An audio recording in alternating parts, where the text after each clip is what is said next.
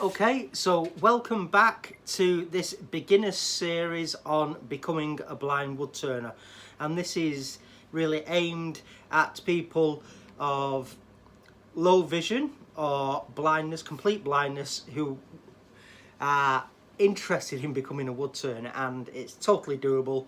I did it just on my own by touch, so I'm here sharing some of my knowledge with you rookies. So if you may remember some of the earlier videos, we covered the lathe and its main components, health and safety, basic set of tools, marking and finding centre when you're blind. All some really helpful information there for you. So we've actually really arrived at the point now where we are going to do our first turning. So we always start with some simple spindle turning with a roughing gouge, getting familiar with the machine and its speeds and the feel and the sound of what's going on. So I've got here a piece of spindle wood. So the grain runs along the length of this piece of timber, which is about 10 inches long and about 1.5 inches square. I've already marked centres on it, so please refer to the earlier videos in this series to learn how to do that with no vision. And we're going to mount it in between centres, which are the points in the tailstock and the headstock. So in the headstock I have got a steb centre, which is a drive centre which has teeth all around. It's quite a small steb centre, you can get them different sizes. This is about a 3/4 inch, and there's a centre point that is spring loaded. So that's great if you do happen to have a catch. It will disengage the drive and stop the work spinning, so there's less anxiety there for blind woodturners. And on the other end there is a live centre, but not a traditional cone one. This is a cup centre. So if you can imagine that this piece of spindle wood, it's like a bunch of straws running along the length, drinking straws. So that's how the grain and the fibres run, that's their orientation. So if you were to put a centre in there and push really hard when you're tightening this all down, those fibres, those drinking straws, might want to spread apart. So with a cup centre, which is a point and then a ring around it, it distributes the load more evenly. So certainly for a blind or visually impaired woodturner, it's an extra element of safety. It's a bit of assurance and it's a bit of a firmer hold for us. So that's what I always use when I'm spindle turning: steb centre and a cup live centre. So we're going to now position this. Now this might take you a long time. Sometimes I can do it within seconds, and sometimes I can be feeling for the holes for a stupidly long time, but you just have to persevere. And I'm just riding this around, and there, that's found it. It should, if you do the hole where you've marked centre, if you do the hole with your brad awl deep enough, it's got enough depth to drop in. So that's found it there. And then whilst holding it in place, we slide the tailstock up, and again it's all fingers and thumbs, but persevere with it. And when you've done it, give yourself a big pat on the back, because it's something we've done for ourselves. We've not had to run for help, we've not had to call for help. And you see, this is taking me a fair time. I don't think that's in, didn't feel in. Right, so that felt better there. So I'm going to lock the tailstock down now and advance the quill, and it's pushing against the teeth on the steb centre, and they're digging into the end of the wood. And you don't need to wind this in with such great force that you cannot budge it anymore. The most important thing is making sure that your tailstock is securely locked in place, because otherwise that'll creep back and then you'll lose pressure on your spindle. So that should be plenty there. And then I'm just going to get my tool rest in place. So remember folks that we've removed any rings, any bracelets, any necklaces. You know, we've got no loose sleeves, and I'll be wearing a full face shield when I do this. So I'm just positioning the tool rest parallel along the length of the spindle wood. So you can use whatever wood you've got to hand. Scraps of wood is great. You know, don't be going out and buying the most expensive exotics. You know, even pine in the early days is fine. Pine, even though it's a soft wood, can be a bit fibrous and sort of like splinter, but stick with it. And with sharp tools, that's very important, sharp tools. A blunt tool is unsafe. You will be forcing the cut, you will become off balance, you'll feel rushed, your work will be poor at the end of it all. So sharp tools make efficient, safe experiences. So now that is spinning freely, and there is a gap of just literally a millimetre or two between the tool rest edge and the wood. It's spinning freely, it's not going to catch. You need to make sure that everything's nice and straight and true as best as we can do it. So with practice you'll get it pretty accurate, but you know, there's no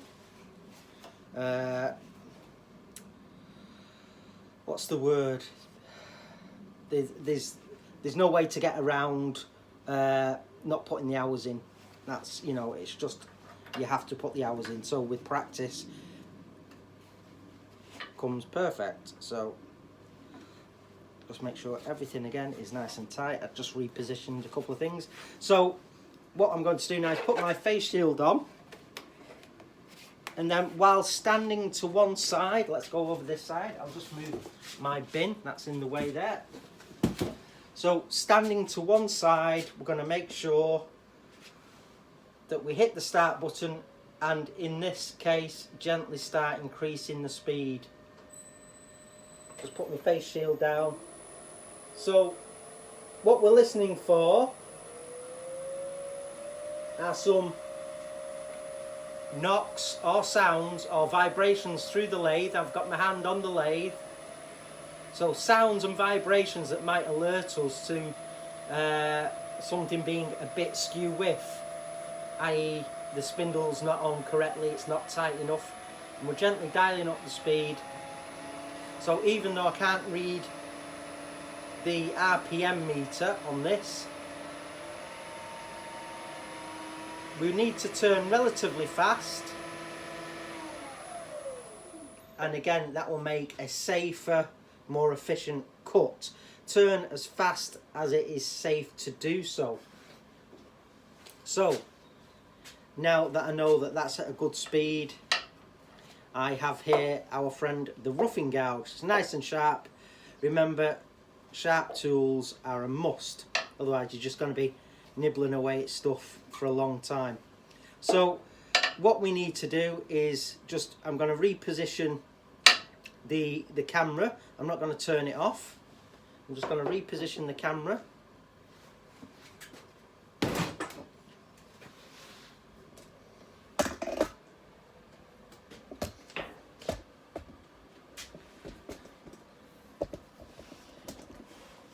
And then just do a very quick line of sight. I think I need to just angle this down a bit more.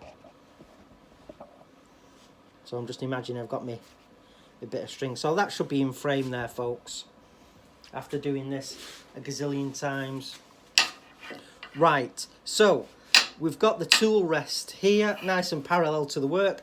Just a little gap, too much of a gap, and you run the risk of the tool wanting to fall into that gap, and it can lever the tool up. It certainly give you a catch or stop the work and jam everything up, and with no sight in the early days it can be a bit disconcerting. So make sure that everything's nice and free. And what we need to concentrate on is the ABC. So we have A, which stands for anchor. We anchor the tool down.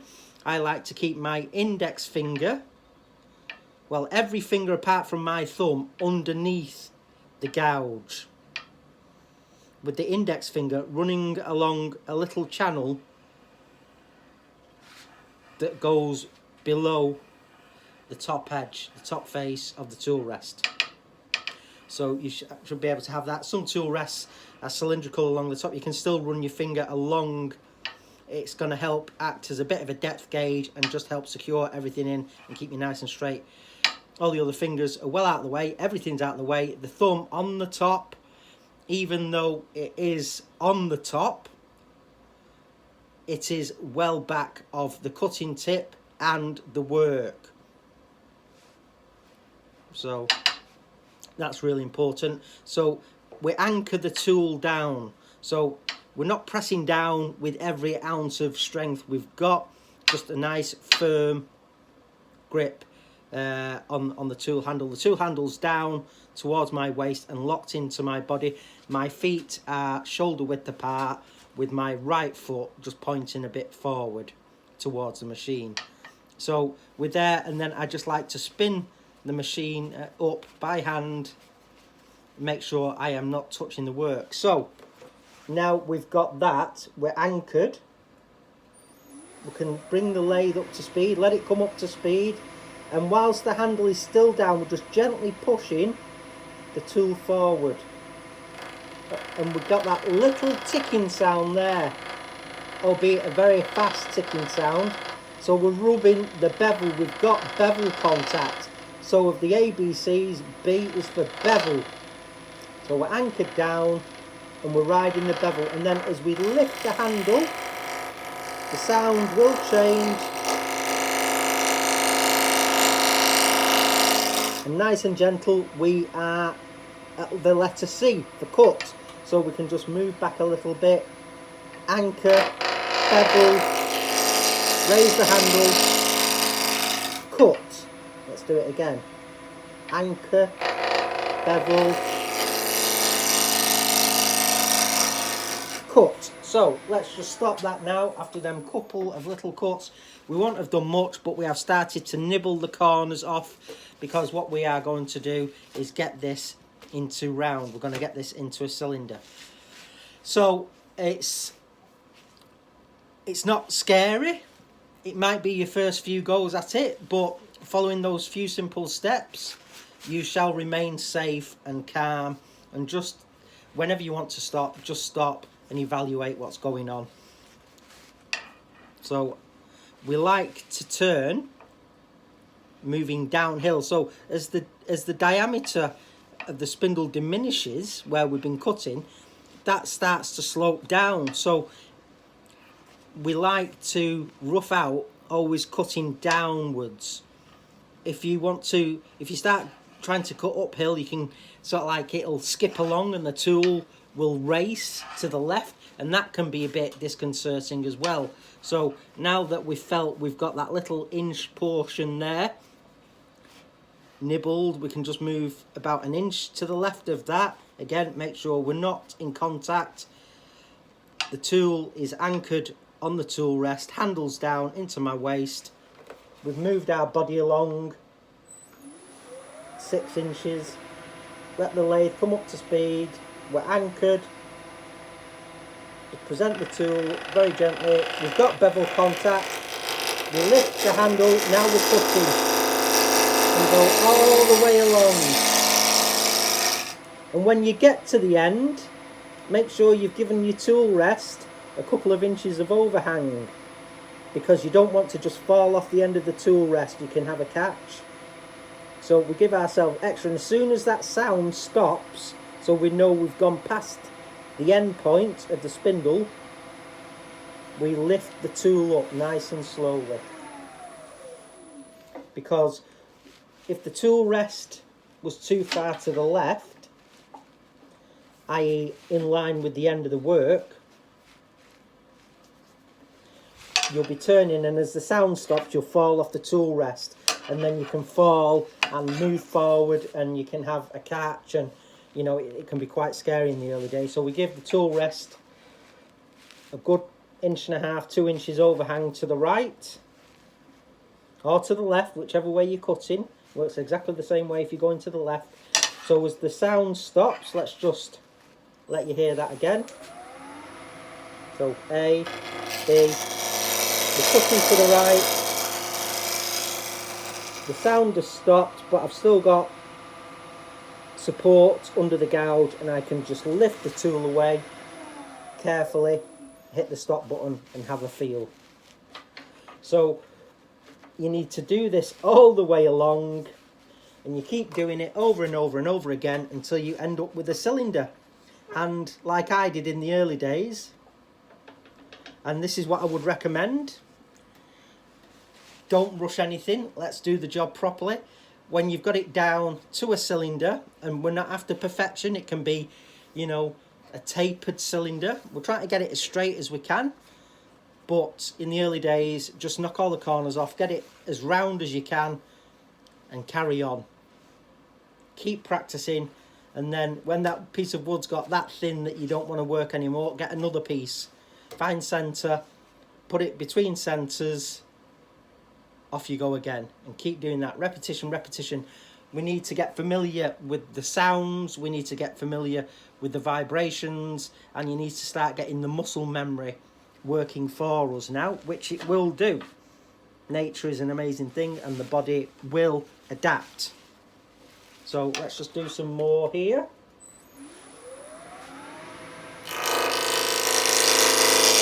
So all the way along. So we're A, B, C.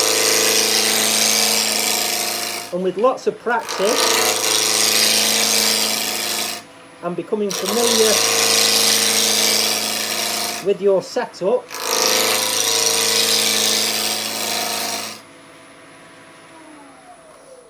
your efficiency and skill level will build. And please do not rush, enjoy the process. You're doing amazing things, be very proud of what you've achieved, but you know, we're doing it properly, we're doing it safely. It will make you a better turner, you will be safer, and you'll keep coming back to learn more and get creative, because that's ultimately what we're after doing.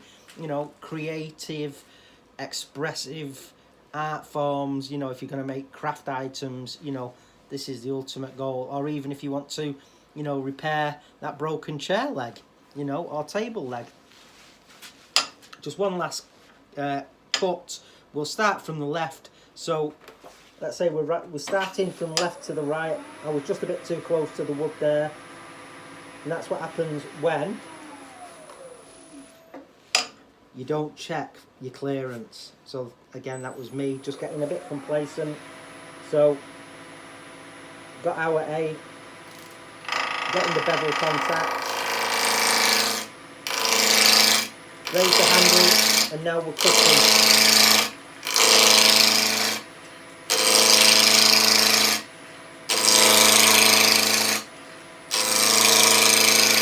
Just nice and slowly.